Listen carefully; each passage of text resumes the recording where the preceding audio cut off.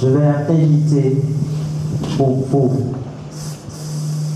un écrivain, poète, dramaturge, bibliothécaire à la médiathèque de l'Institut français de Cotonou. C'est lui qui va nous présenter les deux ouvrages que nous lançons officiellement aujourd'hui. Merci d'applaudir très très fort pour Monsieur Jérôme Michel Tosabi. Merci. Vraiment félicitations, ça n'a pas été facile, cette endurance. Merci d'avoir honoré nos bibliothèques de ces deux joyaux qui viennent de voir le jour. Alors, j'ai lu, relu dans tous les sens les deux ouvrages qui m'ont assez inspiré. De cette étude d'insomnie, j'ai vu cette communication que je vais partager avec l'assistance. Élément annonciateur du mal qui nous bouffe rend le champ propice à la plume de l'auteur consoeur Crépine Ganapo Amoussou qui, de sa posture de thérapeute pédagogue, nous cuisine sans casserole les petites recettes pour sauver notre système éducatif en panne. Petites recettes, dirons-nous, puisque les essais didactiques intitulés Méthode efficace de travail pour tout apprenant et comment motiver les apprenants en difficulté d'apprentissage contiennent tous les ingrédients pour détecter, prévenir, traiter et guérir la toux qui enrhume l'école béninoise, délaissée au grand joug de la dépravation.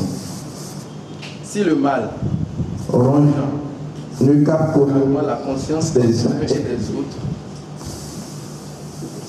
des autres, à la merci du silence de toutes les platitudes, il sera aperçu sous la plume de l'auteur consoeur Crépine plutôt comme un aveu, c'est-à-dire une sorte de témoignage focalisé sur le parcours d'abord académique, ensuite professionnel si brillant de la génitrice des deux documents qui nous réunissent ce soir. Acte de bravoure et de certitude devant les hommes et devant l'histoire, cette production livresque gagne en cible, c'est-à-dire les enseignants et les enseignés, et en signe qui cautionne l'hémorragie cognitive lorsqu'on s'attarde un peu sur la chétivité des archives documentaires allouées à l'éducation nationale. Qui, mieux que nous, diront le mal de ce temps, disait le prosateur au sujet de l'acte écrit qui sait saisir les gens de la trempe de l'auteur dont les œuvres nous réunissent ce soir.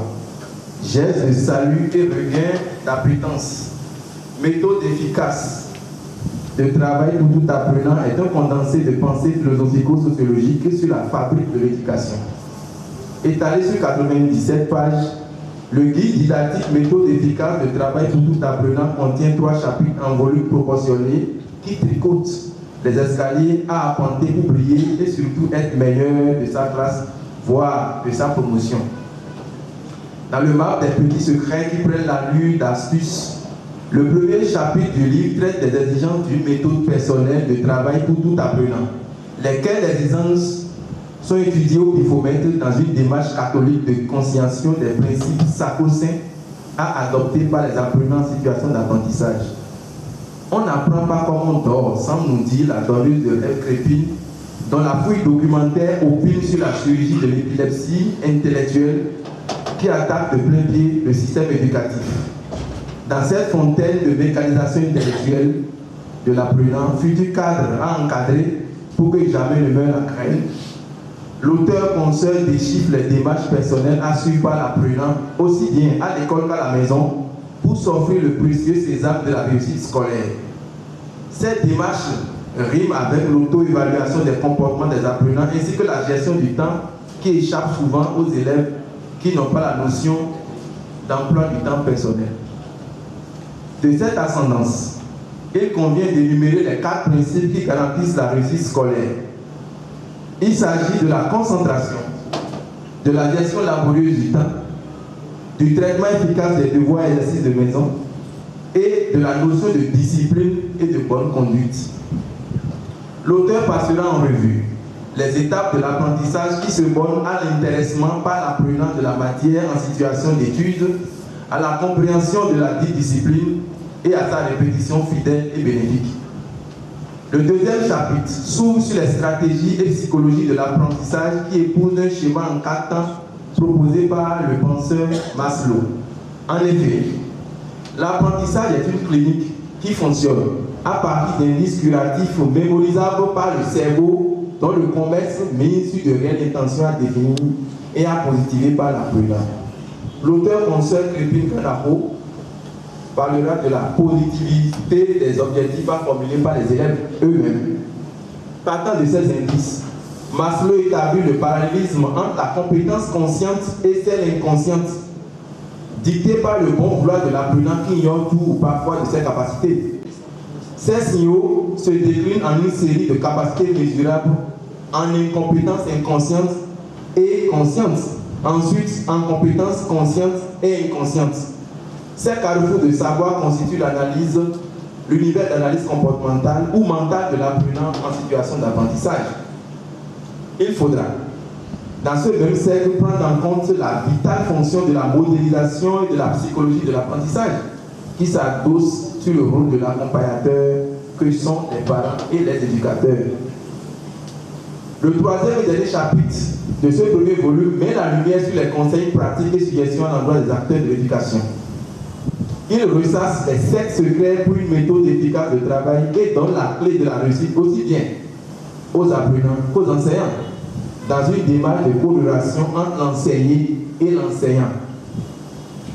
Le deuxième livre qui nous réunit ce soir, intitulé « Comment motiver les apprenants en situation d'apprentissage », comporte 97 pages et traite des principales sources de démotivation chez les apprenants en difficulté d'apprentissage.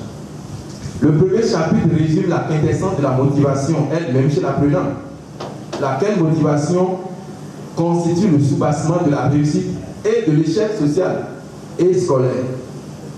On échoue comme on réussit, semble objecter l'auteur-penseur qui étudie le mal sous la loupe de la conscience révélée des apprenants en situation de démotivation totale. Pour cela, les éducateurs, premiers acteurs et incitateurs, doivent être des modèles pouvant influencer très positivement les apprenants. L'auteur-penseur décortique à ce carrefour des idées l'univers infernal des apprenants en difficulté, dont les signes avant-coureurs se résument au tâtonnement et au manque de confiance qui dégénère en crise permanente et conflictuelle. Le deuxième et dernier chapitre de ce livre propose les remèdes et les clés au profit des enseignants qui doivent mettre en exergue toutes leurs compétences pour forger leurs apprenants au grand bonheur de l'école qui ne doit pas céder la place à la prison. Mesdames et messieurs, chers férus de la culture, chers acteurs du système éducatif ici présents, les 2 Césars qui nous réunissent ce soir et qui, à coup sûr, peupleront bientôt nos bibliothèques et lieux de culture, s'offrent à nous comme une denrée rare émanant de la plume d'une veilleuse de conscience que je nomme Madame Crépine Kanako Amoussou. Bon vent à vous et merci.